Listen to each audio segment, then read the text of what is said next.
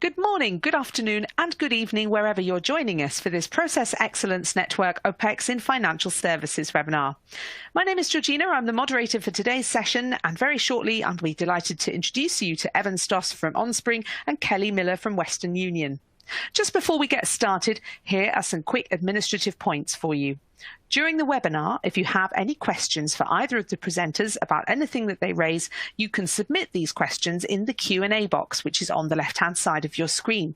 These will be answered either as we go or during the question and answer session, which will follow their presentation. Likewise, if you have any technical issues, you can write those in the Q&A box as well, and we'll get onto them right away for you.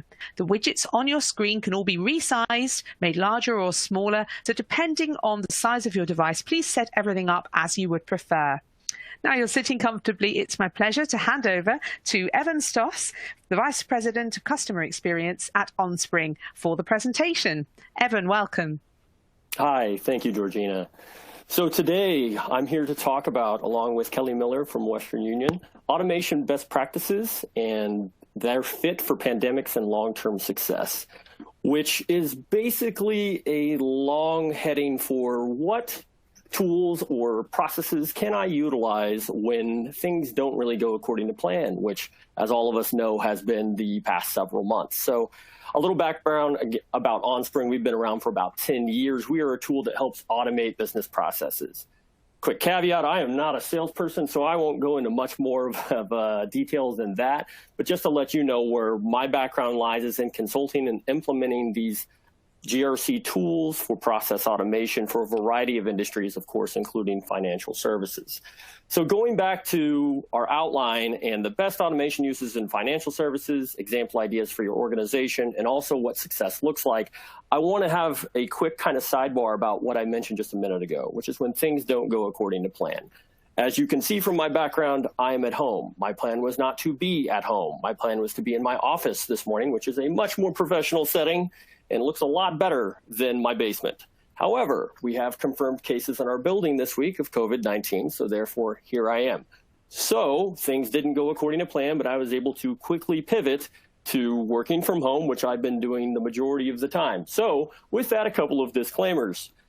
I have a dog. My dog will probably not show up on camera. However, she is a diligent protector of me and my family and my home, and that includes the squirrels in my backyard and maybe a gentle breeze. So just fair warning, if you hear my dog bark, I'm sure a lot of us are going through these kinds of things right now over the past couple of months, but that's just, like I said, a disclaimer. And then also the nice thing that I like to share is because I am at home, this summer, the ice cream man in my neighborhood comes around noon to 1 o'clock every day. He plays his ice cream truck volume at about 12 out of 10, and you would hear it, including, for example, when I was on a pretty serious call last week with a customer. It's really hard to talk through the sounds of the ice cream truck jingle going through your neighborhood, but we soldiered on. But luckily for all of you, you will not have to hear that. Now, on to what we're here to talk about, which is aligning, oops, sorry about that. So aligning our processes within a tool to automate them to increase efficiency and to deal with kind of the plan B that I've been jokingly talking about. So we want to start with a poll question. And that is, what has been the biggest challenge in your transformation journey? When I say transformation journey, that is going from more manual processes, no matter what you may do, and we'll talk about several examples of those with Kelly's help, but what has been your biggest challenge in that transformation from those manual processes, whether they reside in a SharePoint, a spreadsheet, things of that nature, which we'll be referring to plenty of times today. Would some of those things be aligning team members, finding technology to fill all needs, sourcing budget, or proving return on investment for technology change? So I'll give everyone about 20, 30 seconds to answer this question of what has been the biggest challenge in your transformation journey, and then we will talk about the results of that poll. Go about 10 seconds, 10 to 15 seconds of silence here. I don't know about anyone else, Evan, but I kind of feel like I wish the ice cream truck would come by just to see if we really could hear it. It's horrible. I have to go out of my way to not have calls at a certain between noon and 1:30, or be on a call where I don't have to talk very much, because it's not a good soundtrack. And also, if my kids are home, you get the sound of like stampeding buffalo throughout my house because they go running to the window. All right, with that, we will go to the poll results here in about 5 seconds. Okay. So it looks like we have a dead heat between aligning team members and improving ROI for technology change. Now, I can speak to both of those. For finding technology to fill all needs, a quick thing to mention there is that there's a tool or an app for almost everything, as we all know right now. So I think the challenge becomes for organizations is finding one that, like we said, can fill all needs, or finding one that can fill multiple needs rather than just, I have this tool for this one thing, this app for this one thing, this process for this one thing. Sourcing budget, that one's just a little bit more aligns with almost the last one, which is proving the return on investment, because a lot of the times to get the sourcing budget, you need to prove what, at least in some way, shape, or form, whether it be quantitatively or qualitatively, what that ROI would be. Now, one of the nice things that you could mention to procurement if you ever deal with this is that these tools, like Onspring, are meant to help save time and thus money.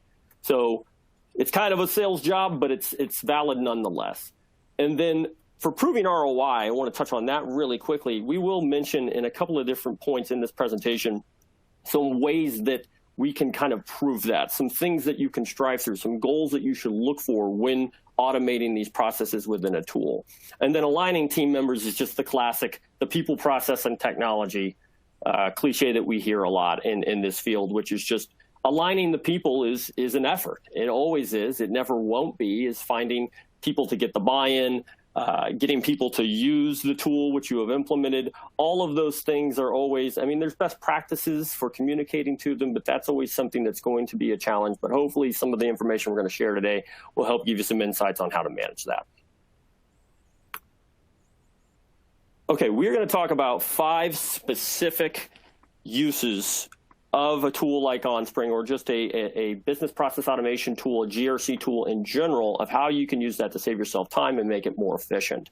Kelly will be providing the color commentary of what I'm presenting is talking about on the implementer side. When I show up and I'm doing consultative engagements, what I've seen across lots of different financial services customers, what Kelly can provide is what it's like on the actual customer side, because I've never been on the customer side. So that's where she can provide a lot of value. We're going to be talking about compliance, risk, vendors, privacy, a specific flavor of privacy, which we'll get into when we get there, and enabling business continuity, which obviously has become a big deal as we've been going through the whole pandemic.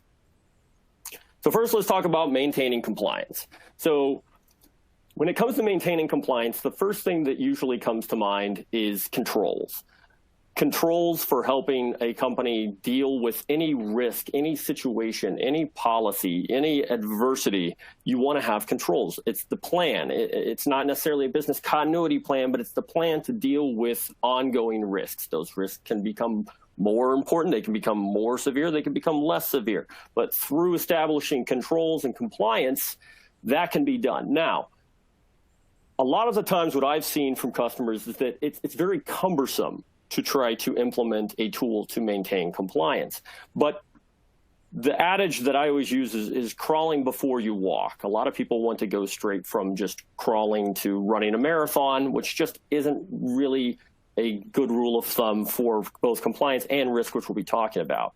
So the first thing that I want to mention as I show you some of the different dashboarding we have available, whether it be bar charts, pie charts, et cetera, is retaining a library of controls which are then mapped to regulations. Now, that is not a mandatory requirement, but the first kind of key thing to do when trying to establish compliance and automating it in a tool is just having a library of controls, and then ideally performing control testing on those controls via regular assessments, et cetera, based on their criticality. But then the output of that is managing the issues that are, as you implement these controls, you're trying to use these controls to deal with issues that arise, or how to further enforce certain policies. But like I said, the first step is establishing a library of controls. For a lot of customers, and I'm sorry I have another disadvantage working from home, I have a gnat down here, but and one of the big things with establishing a library of controls is that usually it exists somewhere in your org. And I've seen it too many times to count. It exists in a big monolithic, messy spreadsheet, or it exists in a SharePoint in some way, shape, or form. So the trick is getting that and putting that into a tool, but then putting automation and workflow around it so that you can better manage those controls.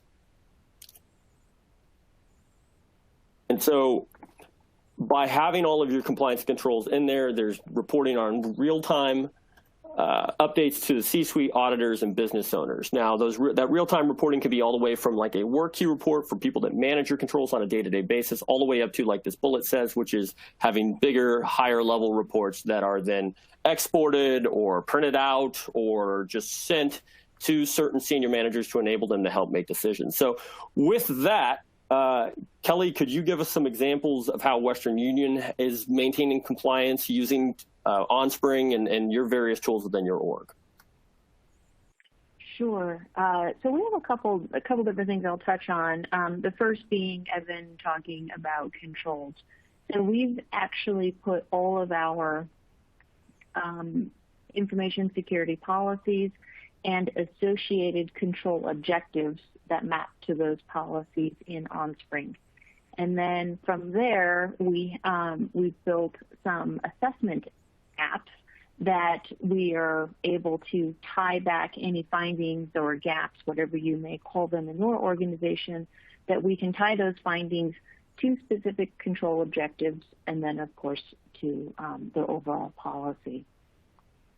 And then with dashboarding that you see that Evan was showing and some of the options is we have real-time dashboards that will show us the number of findings, where those findings are mapping to, owners of findings, and it's all real-time. Mm-hmm. The other component that we have from the assessment perspective is we've actually built an application or a set of applications that maintain all of our applications, like business applications that are used at Western Union. And we capture for every application, I don't know, probably 120 to 150 different data points that are relevant from a GRC perspective, and that help us during our assessments to figure out how deep we need to go, what types of questions we may need to ask, what controls may be applicable. So those are a couple things that we've built in Onspring that help us to maintain compliance. Great. Thanks, Kelly. And one of the big things, too, is just, I mean, everything she was talking about, what I'm talking about, it really all boils down, not to oversimplify, but just trying to save time and increase efficiencies. One thing that I also wanted to mention before we move on to the next slide is when you have those controls or those controls rolling up to policies is being able to prove compliance with certain regulations. Now, obviously, in financial services, there's a litany of both privacy regs, financial services regs, all these things you need to maintain compliance to.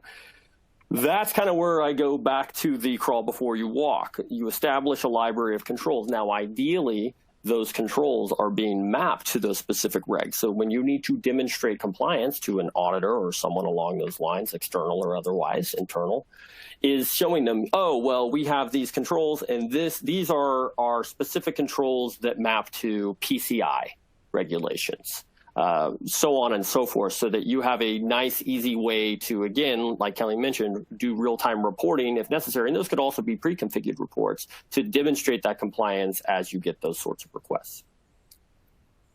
Moving on to risk, and mitigating risk. So obviously, the integrated approach, like the bullet says here, is that we relate financial, operational, cyber, brand, reputational risks, et cetera, all in one tool. It has a similar flavor to controls, is that the first step you want to try to do is you want to have a library of those risks, commonly called a risk register, in a tool somewhere. And then you want to also be able, like you see in the bullet here, show those interdependencies and risk ownership across your business. So by establishing a risk register, you can establish risk ownership. What I see a lot of the time with customers is they may have the risks, and again, like controls, they reside in some sort of archaic spreadsheet somewhere that's probably from, maybe in some cases I've seen ones that were in Lotus Notes, if anyone remembers that. That's like 20 years ago now, but amazingly people still do use that, if you're wondering. But being able to establish ownership of the risk. So once you have the risk register, then obviously what you want to do is automate within a tool on a scheduled basis. Some customers I've seen do it quarterly, some do it annually, the evaluation and assessment of those risks. By doing that, you then determine scoring of those risks, and also the auto generation of what we would call findings, issues, tasks, etc. But with mitigating risk, which obviously the ones that you would see the most probably for the people watching this are those of the financial variety. Those risks usually get the bulk of attention from a high upper management C-suite perspective. So obviously having a good automated risk platform, a risk automation platform, not that it automates the creation of risks. The risks need to be entered by a person, but automating the regular assessment of those risks, the scoring methodology of those risks, which, as a quick tangent, scoring of risks, one of the most common questions I get asked is, well, how do other customers do this? How do they score risks? How do they determine their methodology? I just want to do what other people are doing. I'm here to tell you, everybody does. When it comes to risk and even controls and a lot of the other things I'm even going to talk about, everybody, the core tendencies are there. For risk, for example, establish a risk register, evaluate the risks, score the risks, find a way to reduce the risks for ones that are more severe. Really, ideally, you're trying to reduce them across the board, but obviously the ones that are more severe get more attention. But with all of those things, you're trying to just get it to move faster. You're trying to be more efficient. If you can reduce risk faster, it reduces financial burden, financial impact on your organization, impact on other processes, impact on people, et cetera. So with that, Kelly, if you could share how you and Western Union think about risk and how you've used the tool to kind of effectively manage that. Sure. So Western Union, being a truly global company, we operate in 200 countries, territories, municipalities, et cetera. So we are subjected to every regulation and every government whim on the planet. So managing our risk is a big deal. What we've done is, I talked about we've built assessment functionality. And as a part of that, the outcome being findings. What we've tied those findings to additional functionality, our risk register, and as Evan said, it is, we enter risks manually. We have staff people that are very thoughtful about looking at the at the findings and trying to decide, do we have, is a single finding worthy enough to be in the risk register? The answer may be yes, maybe no. Or at some point, do we have enough individual findings across different applications or different the environment at Western Union that we then want to document a risk from that point on? Our risk program does map up to an enterprise risk. So our program is focused on IT and security. But we fit into the larger enterprise risk function, Western Union. And coming back to some of the things that we do of managing that risk real time is we have built metrics dashboards that enable us to see real time how particular, metrics, right, thresholds and where we're at. And we've also taken those, and those end up in so people that focus on doing things like presentations for board meetings or other committees within Western Union. All of that data is there. They don't have to come to me and my team. They just go into Onspring and they look for it, and they get the numbers. And then when they're ready, they'll ask us for additional commentary like, hey, explain this increase, or explain why, what this risk is all about. It's a new one. And so we have processes in place for that. A lot of time saving, having that information in Onspring and having all of these things tied together.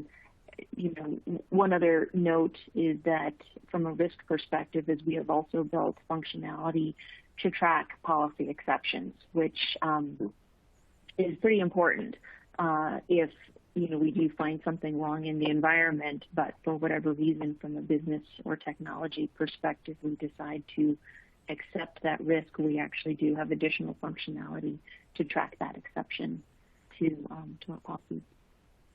Back to you. Great. So one of the things you mentioned, Kelly, that I'd like to call special attention to is we talk about, what we've been talking about is increasing efficiencies, saving time, things of that nature. So one thing I want to mention as part of this risk slide and then one thing that's a good segue into our next slide is that for risk, the thing that Kelly touched on that I would also like to mention as well is the concept of self-service, which is a huge time saver across the organization, or can be, because whereas if you had a process that wasn't automated, that wasn't in a tool before, and you just had, we all probably have or know someone that we've worked with that's just the person that deals with the thing. Like, that sounds like controls library or risk thing. That's Kelly. Go, email, call Kelly. She can tell you what you need to know about that. The idea is that rather than bottlenecking that through a certain person or a certain spreadsheet or whatever, you can just tell them, here's a link to a report. This report basically tells you or completely tells you what you need to know. So being able to encourage people to go use something that where they can get the answers quickly and easily, rather than just always having to go have a conversation, go sift through this massive monolithic spreadsheet to find the answers you need. Now, like I said, great point, Evan. Yeah.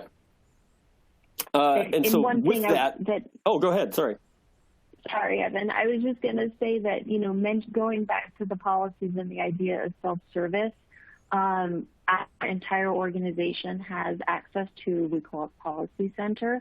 And I mentioned that we built all of our policies there. So anyone within Western Union is able to go into Onspring and search on a particular topic, and Onspring returns those results to them and gives them, idea of what a requirement may be, or, points them in a direction. And that's a huge self-service win for everyone. So, mm-hmm. And part of my job, which thankfully I don't think we have any of our salespeople on the phone because they'd probably cringe at me saying this, but ideally, from an end user perspective, when it comes to that concept of self-service, I want people coming in and finding what they need quickly, or going straight to where they need to go, doing what they need to do, and getting out. Because having those transactions be quick, efficient, painless, one, increases end user adoption, but also at the same time, that's the whole point, is I'm using this tool because I want to get in and out and do what I need to do as quickly and as efficiently as possible. Now, obviously, we're trying to sell, on my end, we're trying to sell software here because I'd love everybody to be in the tool 14 hours a day at a given customer. But that's not the reality, and that's also not a good way to entice your users to use the tool that you've implemented. So with that, we will now talk about vendors, where we've been a little nebulous with the quantitative metrics and ROI that can be found from using a tool. Vendors are a lot more straightforward in that regard. And that is because, as you see here, we see with doing vendor management within an automated tool, you can monitor contract reviews and renewals from start to finish.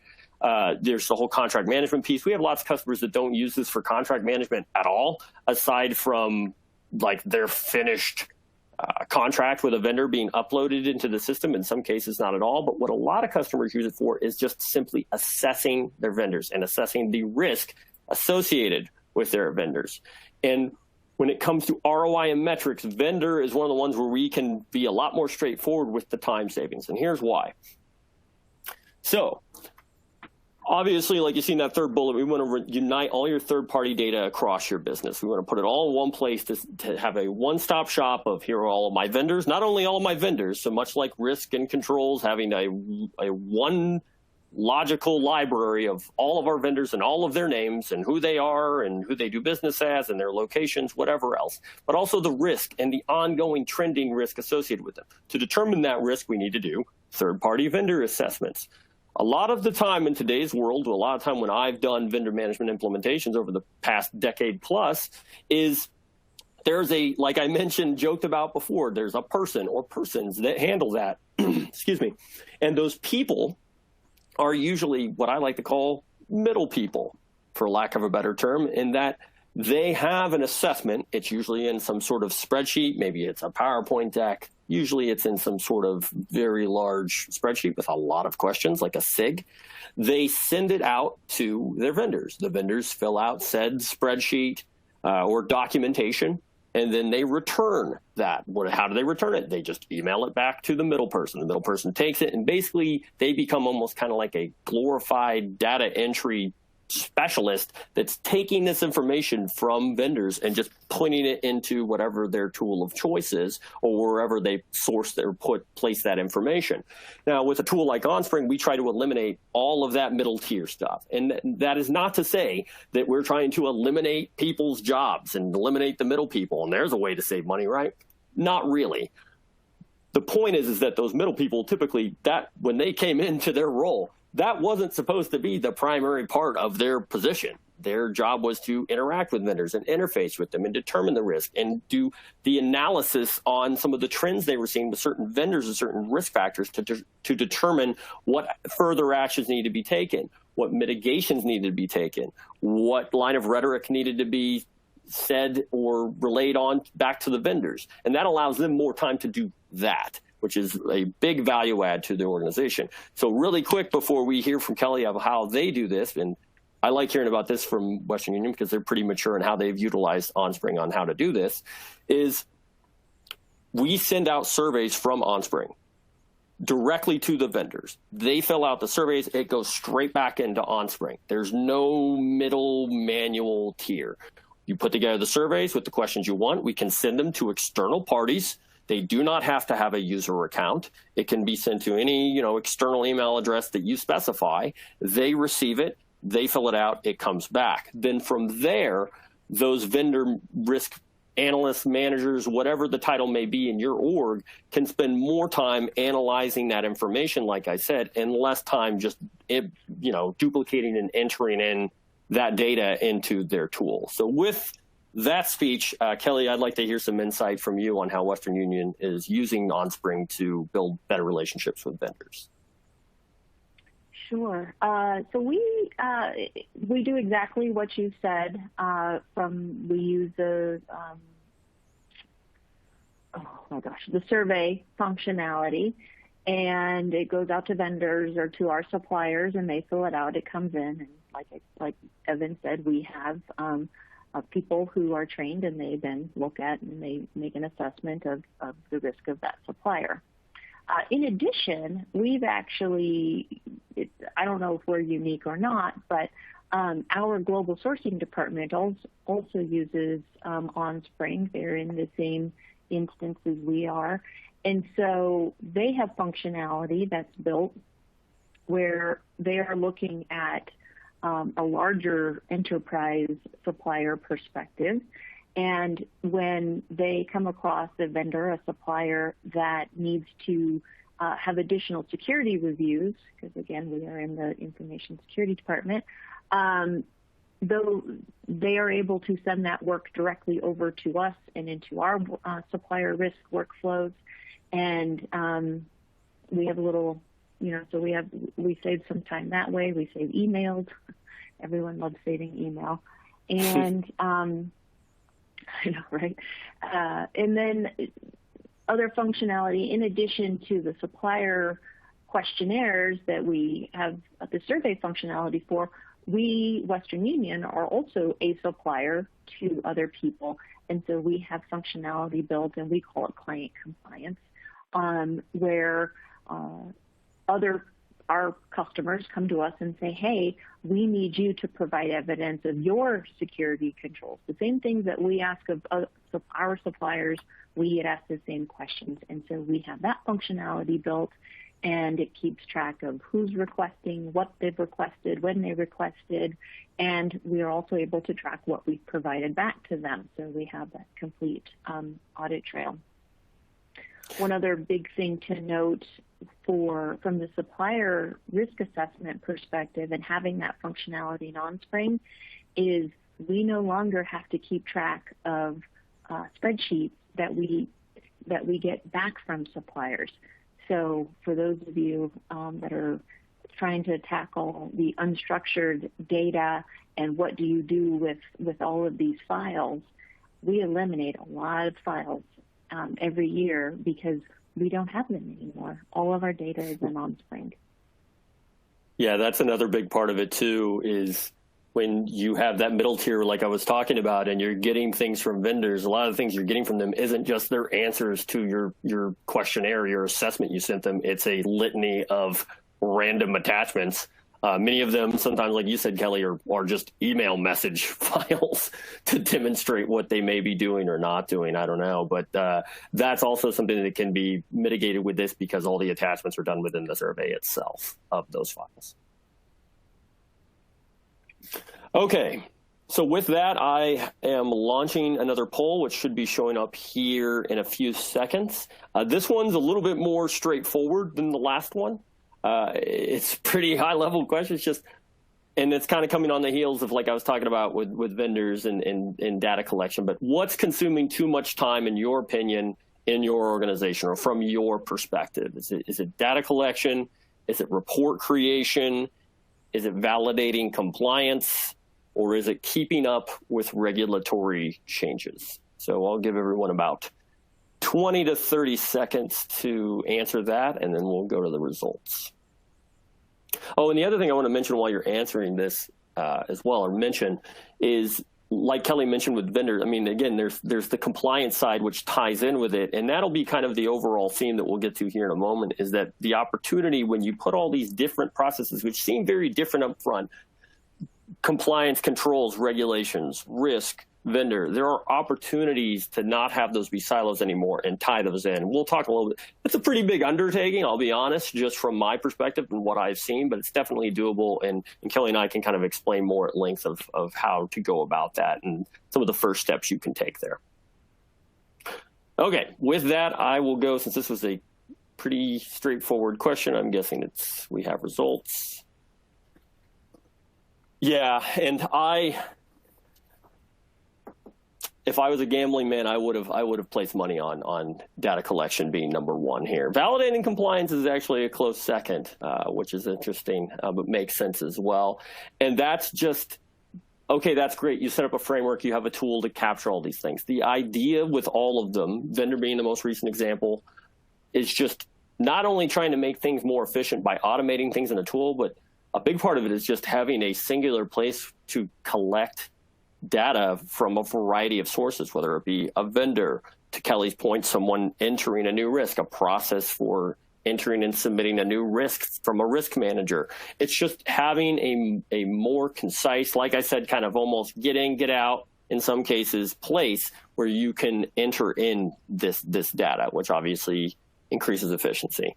And then validating compliance, we touched on a little bit, which goes with, Kelly actually just mentioned a good one, which is they do vendor management with vendors with Western Union, but in a lot of cases, they are the vendor, and they have to demonstrate compliance to their customers, and they use Onspring in part to help them do that.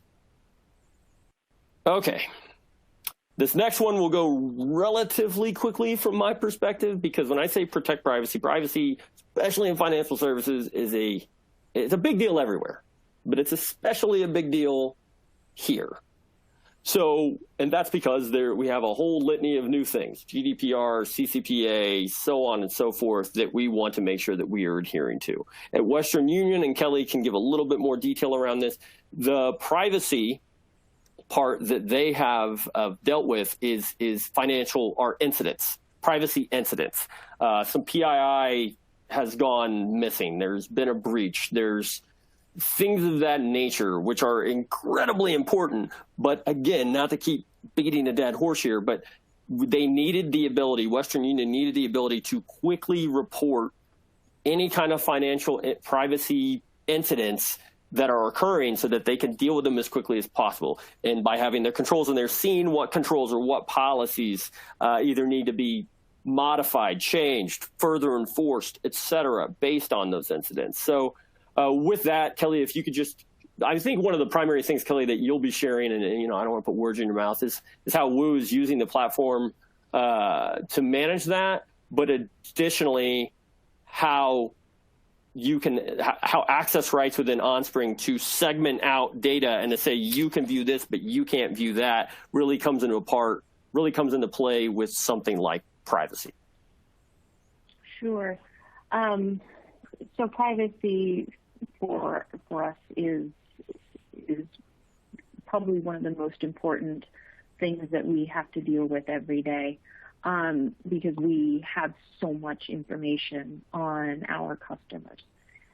So from a privacy incident, and what Evan was talking about, not typically, but what our privacy department is looking at is where internally within Western Union, if we inadvertently or a customer service representative puts in, say, someone's account number into a notes field that they are using to keep track of a call that they're on, and it's against our policy to do that.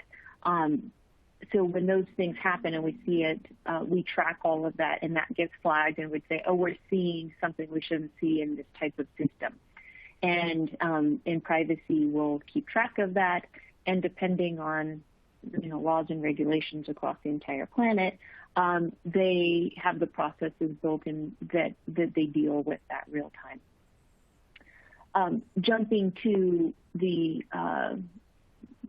from a security perspective, when we talk about privacy, tying back in the functionality that we build where we are keeping track of all of our business applications, what we are also doing in that, I mentioned all the data points we're collecting. We collect information about the types of data that's in the system. Does it have account numbers, for example? Does it process, transmit, store personal information? We have elements that tell us the level of encryption that is in place.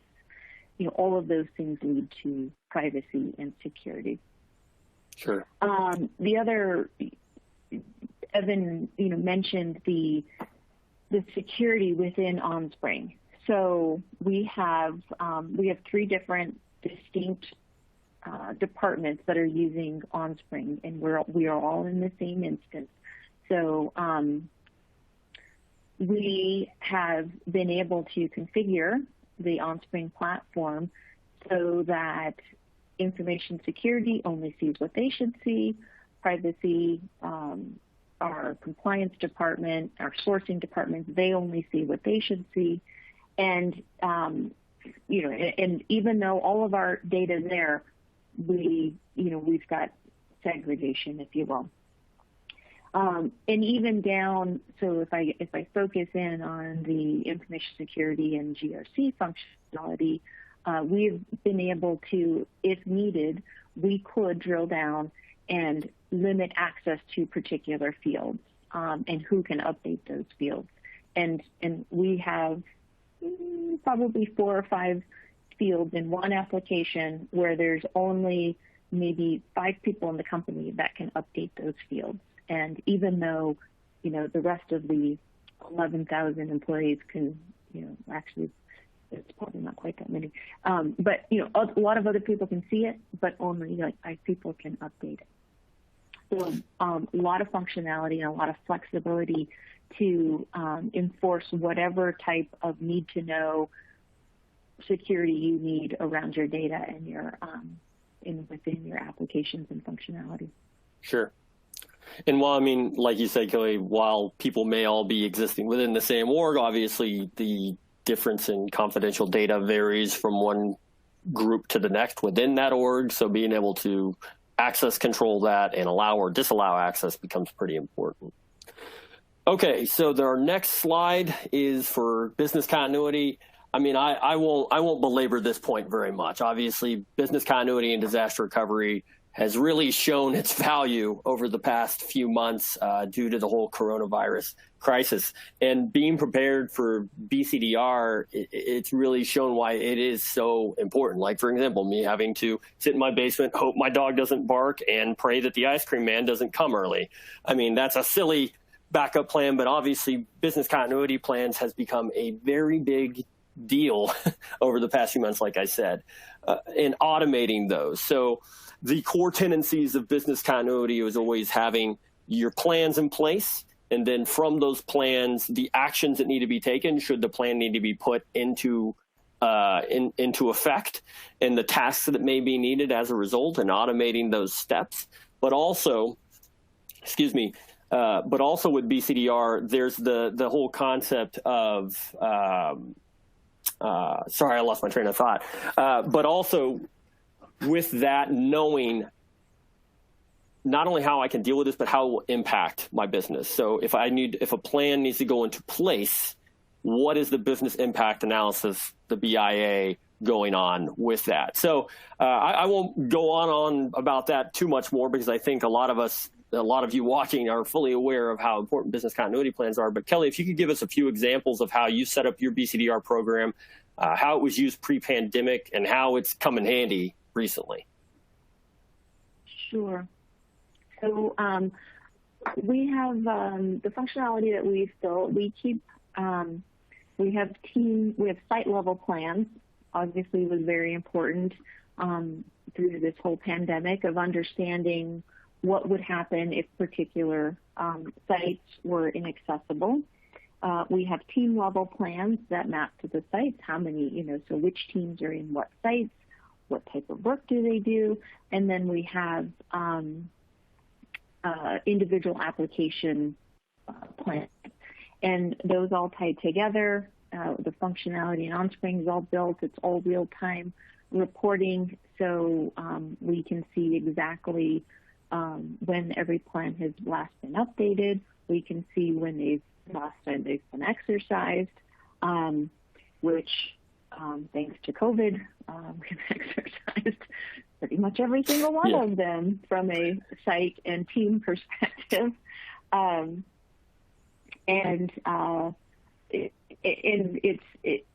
The biggest thing is with teams throughout everywhere in the world, and in the information being online in Onspring, is there was no delay when they needed access to their site, team, or individual application plans.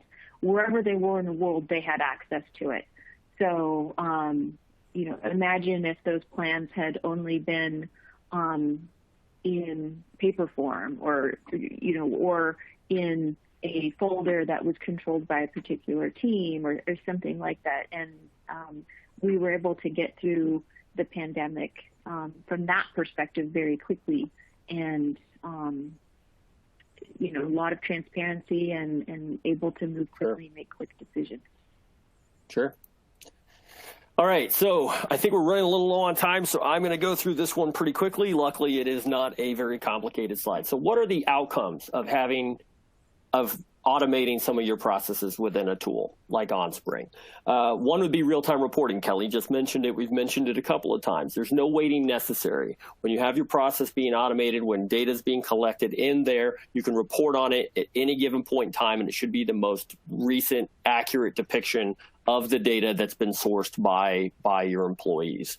Now, some people come back to us and say, well, I don't want real-time reporting. I want point-in-time reporting. Well, we can do that too. It's just that if you're interacting with the tool, Onspring is a web-based, cloud-based tool, so that when you're in there, it is real-time reporting, but that does not stop you. You have lots of functionality to export reports, export them on a weekly basis, and have them emailed to you. So any way that you need to get point-in-time reporting is possible.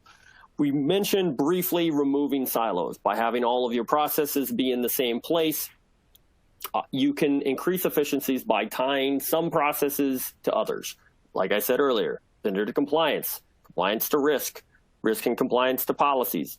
All of those things could in some way, shape, or form tie in with business continuity plans, et cetera. Now, like I mentioned before, removing silos, I've seen customers come in the door and say, this is what we want to do. This is our holy grail. This is where we want to get to. It's doable. The first step, which Western Union has done, is just having the ability to reference. So in Onspring, there are applications. For example, there is a risk register application that you could utilize. Having references, being able to relate a risk register risk record to a control. You don't have to have all those mappings done when you first implement a certain process in a tool like this. But just having the ability to relate a risk to a control when that time comes, when you feel like you're ready to map your risks to particular controls, is a huge step forward. And then obviously the 20% savings. I mean, we say a number there, but it's really the common theme that we've been reiterating time and time again over the course of this presentation is eliminating mundane but necessary tasks to focus teams on business drivers. So it's by eliminating a bunch of things that take 5 to 10 seconds, it compounds. If you can do that hundreds of times throughout a day, now you've saved a couple of minutes. Now you've saved a couple of minutes over a day, that compounds into hours, weeks, etc. And with that, our final poll. Our final poll, when it shows up on your screen, is where could your organization gain the most value? Dismantling the silos across your org, real-time self-service reporting, which we've touched on, having a centralized library of risk controls and policies, which we've also talked about, and then time savings.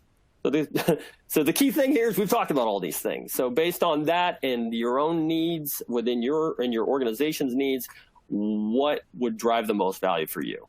Since we're low on time, I'll give everybody about 10 to 15 seconds, and then we'll go to the results. And then we will wrap this up.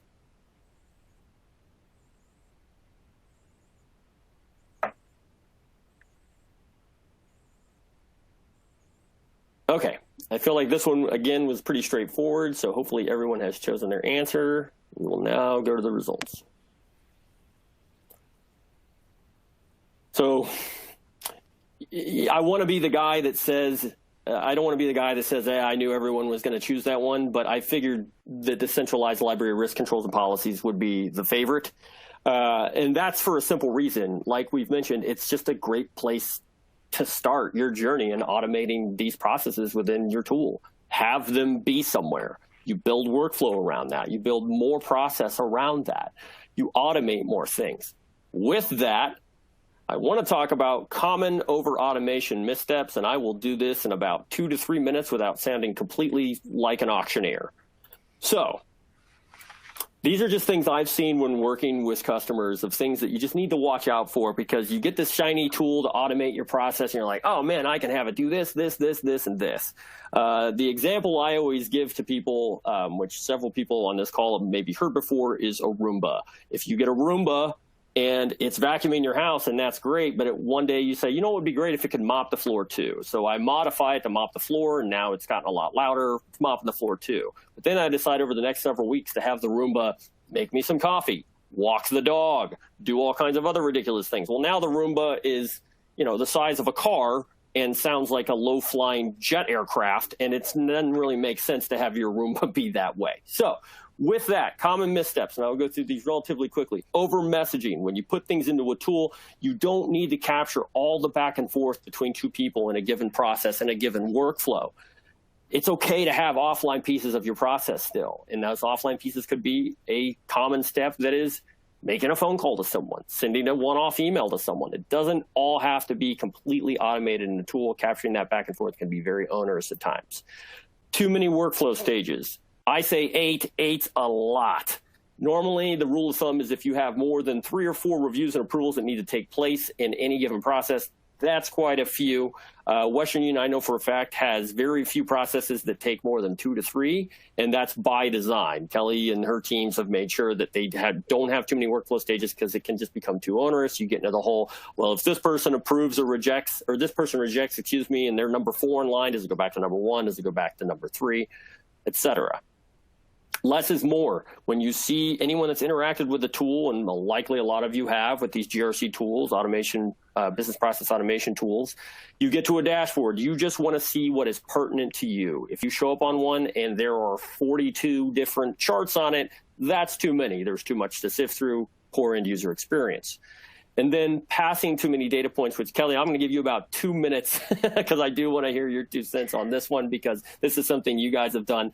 Passing too many data points. We have a lot of customers that say, I want to integrate Onspring with this and with that and with this, and I want to push data to them and then push data back on a fully automated basis. Absolutely, you should look at doing that. But sometimes if you have too many, that can be too many. And Kelly, if just quickly we could... if you could just kind of share like what some of your strategy have been, because I knew coming in up front, it was more of, well, we'll just have APIs and automated integrations do all of this. But obviously you ended up kind of sort of doing that, but in other ways not. Right. So I think the best rule of thumb is, so we've integrated with our, with Workday so that we can get real-time feeds, near real-time feeds, daily feeds of employees and contractors that arrive and leave on a daily basis. That's important for security. As Evan said, initially we thought we were going to do more integrations with systems. And what we found is that because the frequency of when we needed data to update, wasn't that often, that using the functionality within Onspring to schedule a report to output to an Excel file, even though we try to avoid Excel, but what we found is that doing that and having that sent automatically to some of our other processes, like vulnerability management, for example, suited us, worked well for us. We're not killing an ant with a sledgehammer.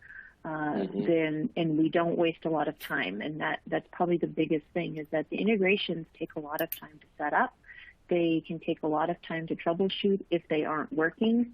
And the spreadsheet functionality, exporting and importing, going both ways, works so well in Onspring that we've been able to accomplish everything we need using pretty much that functionality, and we didn't have to do integrations. Right, that's great. Thanks, Kelly. I like the ant with a sledgehammer. I use using a flamethrower to kill a fly in your house. So it's good to know I'm not the only person that does that. So that concludes our presentation. Sorry, we ran a little bit long. You'll see on this slide here, we have tools and resources. These are all clickable links if you want to see any of these things. If you have any further questions, I know we're running kind of short on time.